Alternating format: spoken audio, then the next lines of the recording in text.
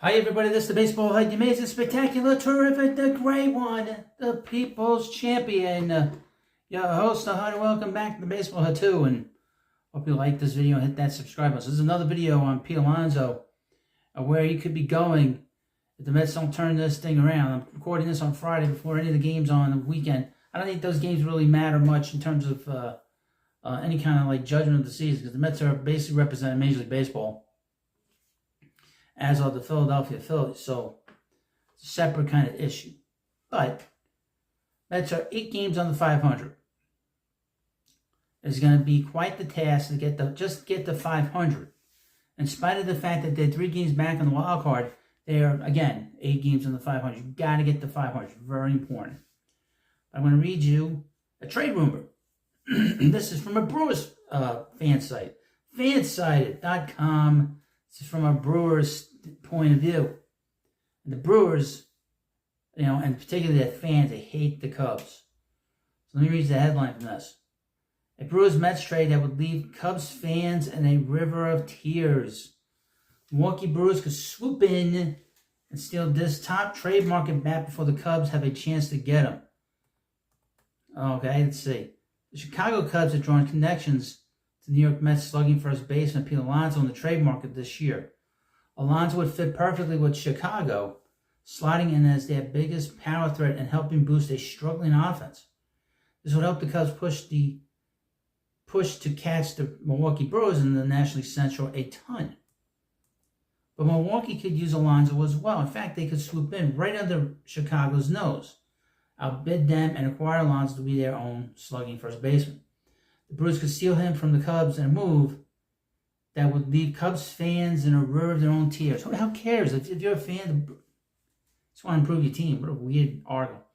A trade for Alonso would be a hefty one. I mean, the 29-year-old has hit at least 37 homers in each season in his big league career, besides the shortened 2020 COVID year.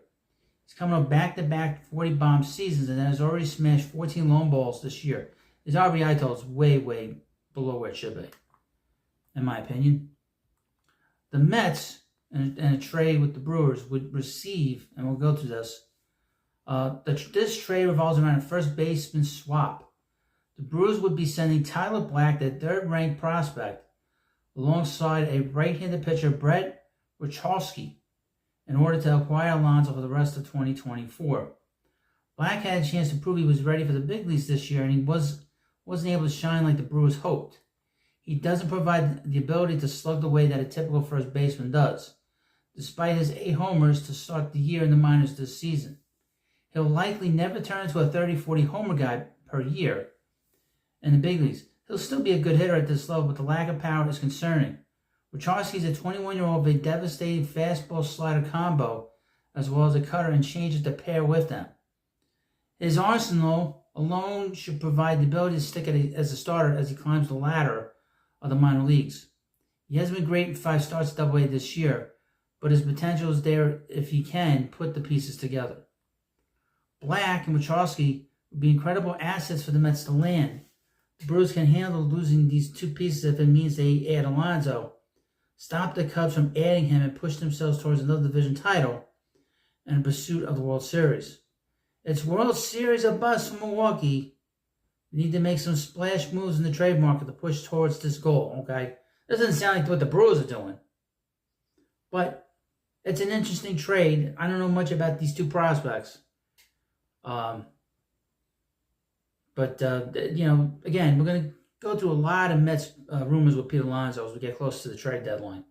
I'm sort of half and half on whether the Mets should trade Pete now. I was sort of on the keep Pete side, but now I'm thinking, you know what? I'll start talking to teams. I wouldn't have a problem listening. Well, you let me know what you think about this video, and of course, please leave comments in the comment section. This is not my idea. Don't come in here being nasty to me. It's not my idea. And of course, thank you for watching this video. And I would mention, Pete's a .250 hitter in his career.